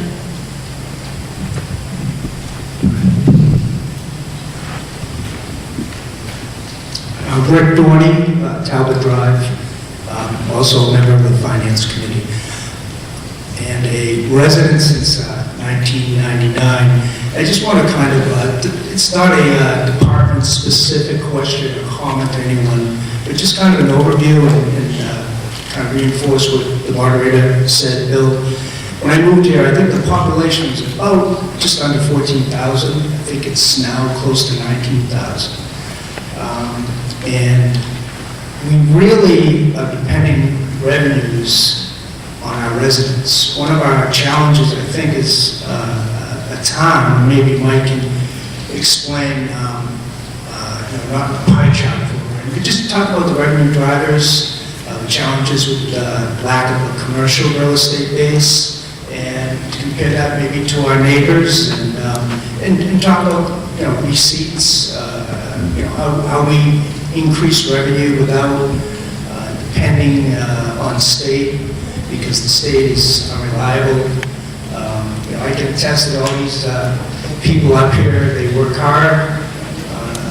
Budgets are movable, they're flexible. The school, he's always got a moving budget. There's little nuances here and there, but just talk about the revenue drivers, how we grow, how we become less dependent on the resident tax base, and,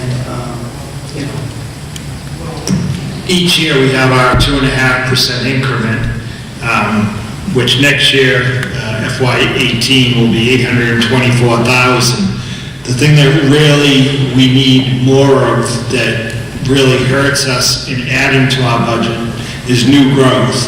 Our new growth is projected to be $395,000. Mansfield's new growth is over $1 million every year. We're trying to address that with a couple rezoning articles on the warrant this year. Commerce Center is just about out of space. There's 2 new buildings going in there, but it's just about out of space. The town I live in went too much residential, so that's why we have a really high tax rate in our town. We need to work to get more commercial development in town so that our new growth figure can be higher each year. Right now, that's a big driving force in holding down what we can increase revenue each year. And our local receipts, we review them all the time to make sure we're competitive with our neighboring communities. I know with our ambulance receipts, without going up too quickly, we very gradually raised our rates because we were substantially behind other towns in the area. And, that's just, we work with that every year, and we do our best with our estimates each year. I'd like to add to that also that the commercial tax base in town is something that we, as a board of selectmen, have been working very hard on trying to expand on, especially the Leonard Street property and the Mansfield Ave zoning. The reason for it is that any time you can generate additional commercial tax revenue, it has no impact, for the most part, on the services. It makes things a lot easier for us to budget and to create additional tax revenues. One thing that I'm sure the people in 1979, 1980 lived in Norton, they just had this vision of taking John Scott Boulevard as an example. Very wide boulevard for those of you who live down that area. That was designed as industrial, commercial real estate. What do you see there today, folks? You see homes. We failed to follow through on the original idea and concept of creating an industrial park just off John Scott Boulevard. And by not doing so, 30, 40 years later, we created ourselves a problem where we don't have that additional tax revenue that most of our neighbors do have. Look at the city of Taunton and what they're building over off Bay Road, as an example. Mansfield has a huge industrial park. Norton's industrial park is going to be John Scott Boulevard. It did not happen. We rezoned it, we made it residential. People now live down there, which is a great thing. But we gave up that tax revenue. So back in the days of early Prop 2.5, when we were looking at different creative ways of coming up with different revenues, we had a way. And unfortunately, they kind of fell apart. So all these years, we've been going based on what the information and money we have available. It's just another example of why in later years we failed the concept of trying to create funding and budgets in a way that we could make it all happen. That's another reason why we're here tonight, to talk about these overrides. And again, in 1979, 78, 79, 80, people were talking about the initial override idea. The concept of 2.5 override is exactly that, is to make adjustments as you go. In my years as a selectman and on the finance committee and the many different override questions we've dealt with, I believe this is the first honest look at inside ourselves to determine whether or not we could survive for another 5 years or more with an adjustment. And this was a lot of thought. We've been working on this, the four of us sitting here at this side of the table, working on this for the last 10 months, along with the two paid managers on the other side, trying to come up with a way that we felt we could best serve the community and give you folks what you're looking for. And that's what this is all about. So, in hindsight, when I was in the finance committee in 87, 88, 89, when we rezoned sections of John Scott Boulevard, I made a big mistake back then, and I'll sit here and admit to you tonight that was a big, big mistake on our part. But you know what? We have to live with our decisions. We have to live with the past, and we need to move forward. So, again, that's the whole idea behind why we're here tonight.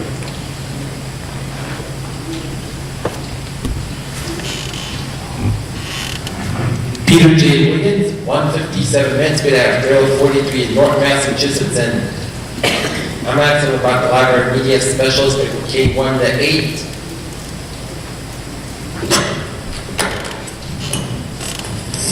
So Peter, we have two library media specialist positions in the proposed budget to serve K to 8. So they're going to split the middle school, the Yale School, the LGN, and the JCS. The high school person is part of the accreditation for the high school. I can't share that position without going through NEASC, and based upon, by the way, we are a fully accredited high school and we're just re-accredited this year. That will be coming out in the presses in the next few weeks. Those two positions will cover those four buildings. Thank you. You're welcome. Hi, Rick Taylor, 109 Richmond Drive. I would like to thank, there's a lot of people in this town that volunteer a lot of time. I know a lot of you, I don't know all of you, but I just, on behalf of the rest of the town, thank you for all that you have done in the past to keep things together. My question is actually to maybe if the committee could elaborate on what Mr. Kimball was talking about. This override is a little different. As it was suggested, it's come up in a year, but the numbers are different, and I feel like the goals are different, and I would just be curious to hear what the goals of the committee were and what makes this override different than the last time. I won't speak for all the people up here. I'm sure we all have different opinions, but I will tell you that we did spend some time in some negotiations in this. We gave, both sides gave up ideas, concepts. When we all came to the table with certain agendas ourselves, things that we felt were necessary, the town needed. As a city selectman, I hear a lot of concerns about streetlights and cemeteries and, the issues that, day-to-day issues that everybody has in the town. Lack of services, for the most part. But we had some discussions, and it's kind of ironic that the numbers are almost exactly the same dollar for dollar. That was not our intention. But again, the school department was a bit higher on the town side, and again, through creative ways of financing, superintendent, school committee found a way to bring that down more than what they were originally asking for. So it's actually less than what they wanted. So, looking at it with a 5-year window, that's kind of how we try to judge this budget, this proposal. Just to kind of come up with just a basic gray idea about how we think it's going to happen. Now, anything can happen in 5 years. We have to admit that. I mean, it could be a catastrophic issue. The state continues to mandate downward instead of upward. There's a lot of other things we're not sure about. But, I know the schools have the issue of special education, which is just over 30%. You never know where that ball's going to land. You just don't know. So, utilizing the information we have today and trying to come up with the best way, the best approach to do this, we four and the two professional managers came up with this, what we think is a very, very solid proposal for the town to move us forward, make an adjustment, and make it necessary so we can kind of make our town a better place to live. That's what basically it goes down to. What else?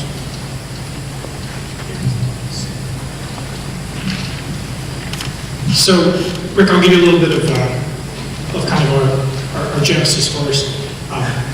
I think the perception with the last override was that it wasn't well thought out and it was somewhat rushed and very heavy to the school side. So I think the purpose of the committee originally was to kind of do a retrospective and say, okay, well, what did we do wrong there? What would we do different in the future? And as we went through that process, I think it became clear to us that kind of a culling of some of the unnecessary things. There were a couple things that the schools were actually able to take some money and use to pay for, Wi-Fi at the high school, things like that. But eventually we came together and said, hey, we actually have a pretty good plan here. We both independently came up with our numbers, came together, and as Bob said, ironically, we were very close. And we looked at it and said, okay, this is a legitimate plan that we think we can put forward. Honestly, I don't see how this number gets more reasonable than this. This is not an exceptionally large override by any means. In fact, I would say this is probably as low as you're going to get. I know that there is some belief that this is, good for 5 years. I actually would make the observation, I believe it's good for much longer than that. And the rationale behind that is there's one thing in here that's near and dear to my heart, and it's the full day K. And I know people in this room, some of you know me and know I've been pushing this for a while. The reason I've been pushing that is because it simply makes fiscal sense. I've gone to the finance committee, and there's a couple of members here today. I've gone to them multiple times in the past and said, hey, listen, we need to do this because this makes sense financially. They didn't give us the money to do it. In defense of them, there was no money to give. It was as simple as that. I don't think, and I don't want to speak for them, but I don't think they thought it was necessarily a bad idea. We just couldn't finance it. FY18, we will give out $1.7 million to the charter schools. $1.7 million. In fact, Beth and I sat down with charter school parents These are parents who are at the charter school now. We said to them, why did you go? Almost all of them said, free full-day kindergarten. We got in, we didn't come back. I'm the chairman of the school committee. I have a good friend. I was at her house for a party the other night. She said, yeah, we're going to send our son to the charter schools for kindergarten. If my friends are doing that, then everybody's doing that. And they have an older daughter, not too much older than the son. They'll probably send her as well. We got to recoup that money. If we recoup that money, if we recoup even half of that, that puts us on much more financially sound footing. So is this a 5-year plan? I would make the observation it's a much longer plan than that.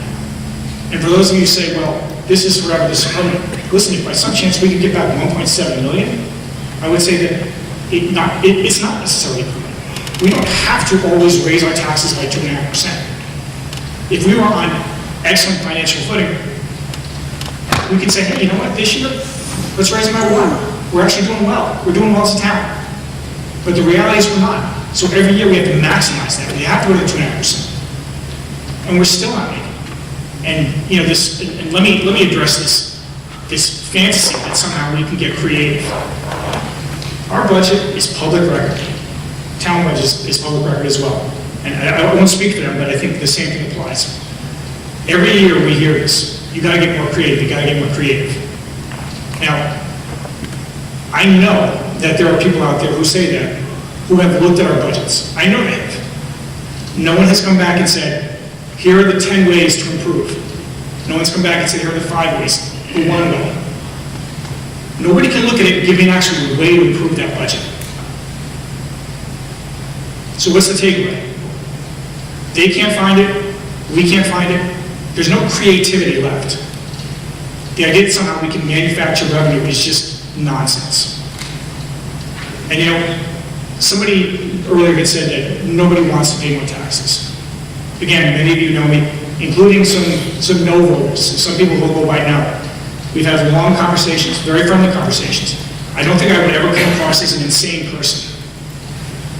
There's no reason why I would want to pay more taxes for something that wasn't a positive thing, that wasn't a good thing for this town. Again, this is a reasonable budget. We spent a lot of time looking at this. We spent a lot of time saying, does this make sense for the town? Is it manageable for the town? Can people actually handle this? And is there a positive benefit? Will it stay in place for a long time? The answer to that was yes, across the board. So that was basically, you know, what we went through. That was our process from beginning to where we are today. Hopefully that answers your question and probably answers a bunch more.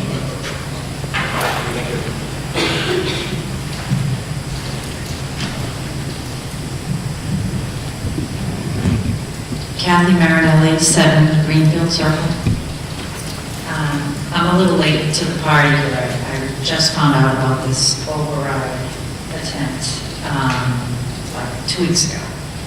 I just want to say as well, thank you to all of you who have put in the time to do all this research and to be here for us to ask these questions. But my question to you is, this is some type of a committee, and we've heard from most of you. From my standpoint, I'm drawing the conclusion that most of you, the ones that I've heard from tonight, are actually supportive of this 2.5 override. From your responses, I'm making that assumption. But I want to ask, is all of this entire committee in favor of this 2.5? Is this like the educated referral, I guess, or recommendation from your perspective and your 10 months of research? Is this override proposal something that you support?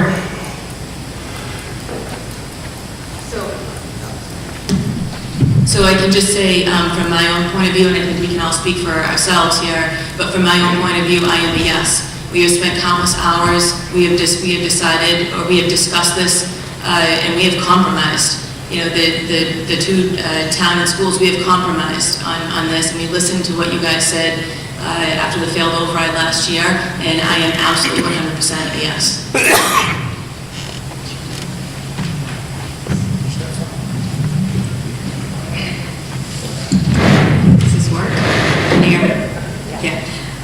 So I'm also a yes. Everybody in this room who knows me knows that I've been a school supporter for years, but this override is different for me. I've also been selectman for 12 years, and as a person who had to consider both sides, this override for me addresses the health and welfare of all of the citizens of this town, not just one set group. So for me, this override, I'm fully supporting it, and I'm hoping that the townspeople do too, because this is moving all of us forward, regardless of what group you fall into.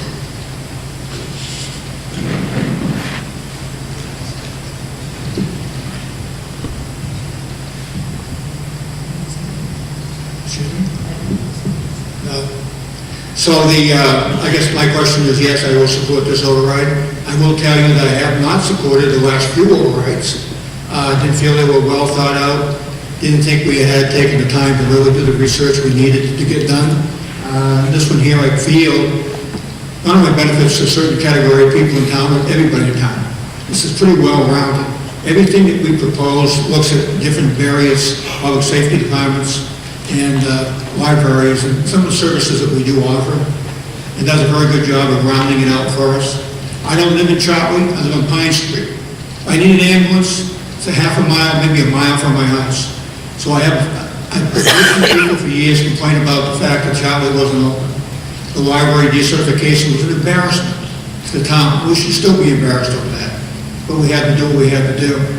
Recreation, as we hear it now, may or may not exist. That's a major concern of mine. And as a selectman, I would figure out a way to continue to maintain the programs.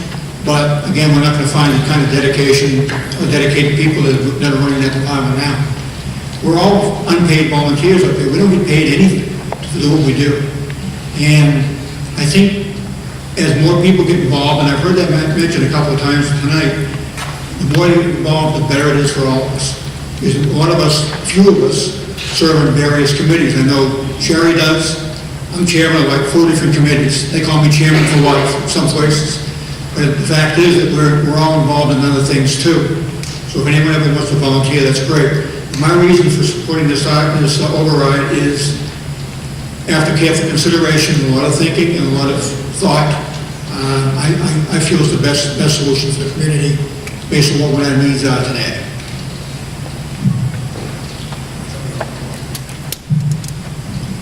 So, yeah, I think I made my feelings pretty clear already, but, yeah, I can't imagine how I could be more in favor of this, to be honest with you. Okay, I'd like to thank everybody. Would you like to hear a no? Go ahead. Thank you. Before you dismiss.